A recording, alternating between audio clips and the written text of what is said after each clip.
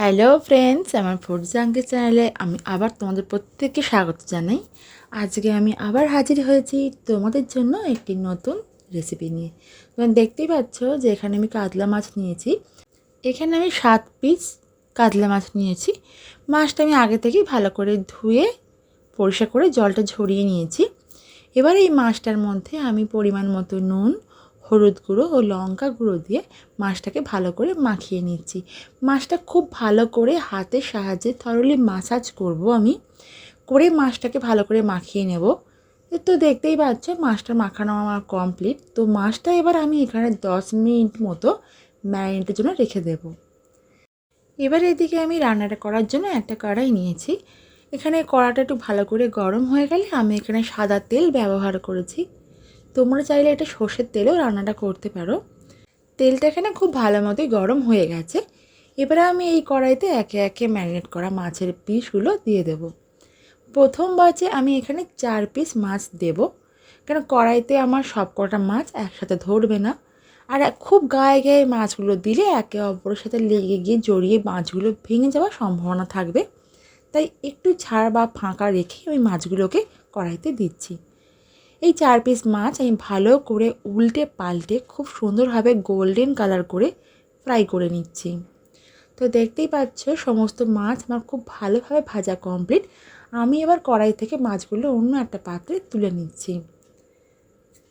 এখানে কড়াইতে দেখতেই পাচ্ছ যে অনেকটা তেল রয়েছে। তো এই তেলে বাকি যে ম্যারিনেট করা মাছের 3টে পিস রয়েছে সেগুলো আমি তেলের মধ্যে ভালো করে ভেজে নেব।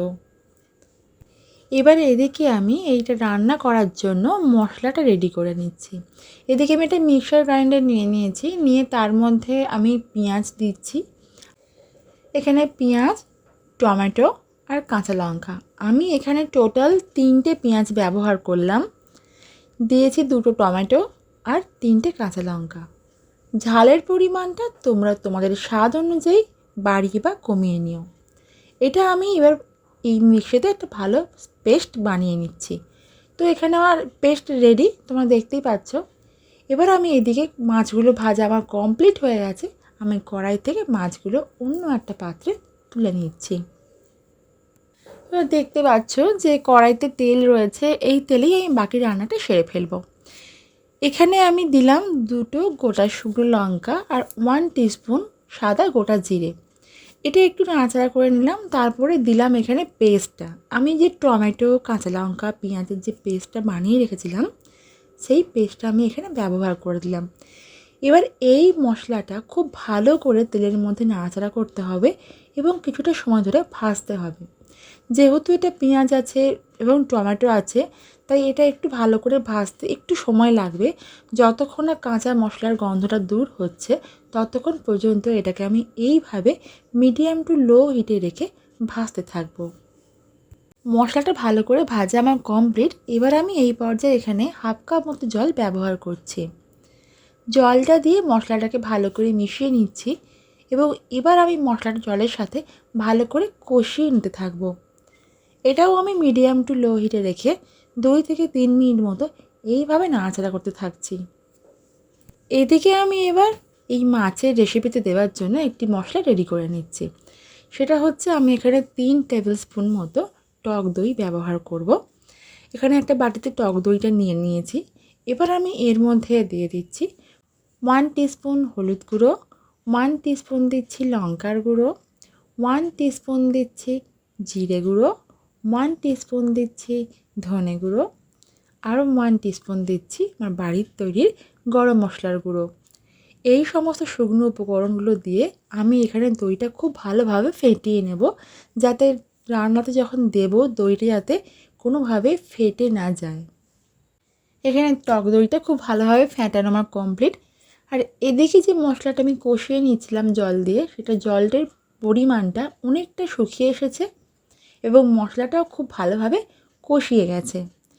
এবার আমি এই পর্যায়ে এখানে দিয়ে দেব আমি যে দইয়ের মিক্সটা বানালাম, সেই টক দইয়ের মিক্সারটা আমি এখানে দিয়ে দেব। সমস্ত মিক্সারটা এখানে দেওয়ার পর সাথে সাথেই এটা খুন্তি দিয়ে একদম লো হিটে রেখে নাড়াচাড়া করতে থাকতে হবে, যাতে দইটা কোনোভাবে ফেটে বা কেটে না যায়। মশলা এবং দই ভালোভাবে মিলেমিশে গেছে। এখানে আমি এবার আমার কাপটা ধুয়ে মানে মিক্সার জারটা এবং দইয়ের যে মিক্সারটা বানিয়েছিলাম সেই জায়গাগুলো ধুয়ে আমি এখানে 1 বাটি মতো জল ব্যবহার করেছি। জলের সাথে সমস্ত মশলা উপকরণগুলো ভালো করে ওপর নিচে করে নাড়াচাড়া করছি এবং মিশিয়ে নিচ্ছি। এই পর্যায়ে এখানে আমি ঢাকনা দিয়ে এটাকে হাই হিটে রেখে রান্না হতে দেব 4 থেকে 5 মিনিট মতন। 5 মিনিট পরেই ফিরে এসেছি। দেখতেই পাচ্ছ এটা খুব সুন্দরভাবে ফুটে গেছে, খুব ভালোভাবে বলক এসে গেছে। এবার আমি এই পর্যায়ে এখানে দিয়ে দেব আমার আগে থেকে ভেজে তুলে রাখা কাতলা মাছের পিসগুলো। সমস্ত মাছের পিস এখানে আমি আলতো হাতে খুব ভালোভাবে সাবধানে দিয়ে দিলাম এবং একটু সামান্য এখানে খুন্তি দিয়ে এই গ্রেভির সাথে মাছগুলোকে একটু নাড়াচাড়া করে মিশিয়ে দিলাম। তো তোমরা নিশ্চয়ই খেয়াল করেছো বন্ধুরা যে এই রান্নাটা করার সময় কিন্তু আমি নুনের ব্যবহার করিনি। এবার আমি এখানে স্বাদ অনুযায়ী নুনটা পরিমাণ মতো দিয়ে দেব।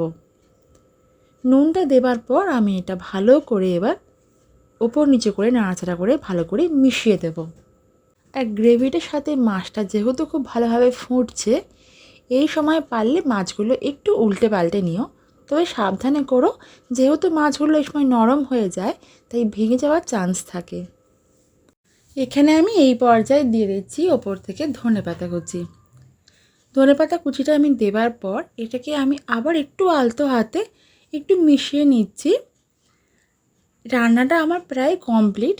এখানে আমি এবার এটাকে ঢাকনা দিয়ে 2 থেকে 3 মিনিটের জন্য এটাকে ফুটতে দেব।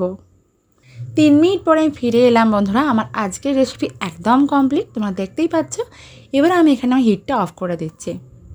তোমরা দেখতেই পেলে বন্ধুরা আমি আজকের রান্নাটা কীভাবে বানালাম। তোমরা তাহলে বাড়িতে প্রত্যেক ঝটপট বানিয়ে ফেলো, আমাকে জানিয়ে দাও কমেন্ট সেকশনে তোমাদের কেমন লেগেছে। আমি আবার ফিরবো তোমাদের জন্য নেক্সট অন্য আরও কোনো নতুন কোনো রেসিপি নিয়ে। আজকের রান্নাটা ভালো লাগলে আমাকে লাইক করতে ভুলো না বন্ধুরা। আর আমার চ্যানেলের নতুন বন্ধুরা আমাকে সাবস্ক্রাইব করো, বেল আইকনটা প্রেস করতে ভুলো না, আমার আগামী নোটিফিকেশন তোমার কাছে আগে পৌঁছে যাওয়ার জন্য। তোমরা সকলে ভালো থেকো। আজকের মতো টাটা।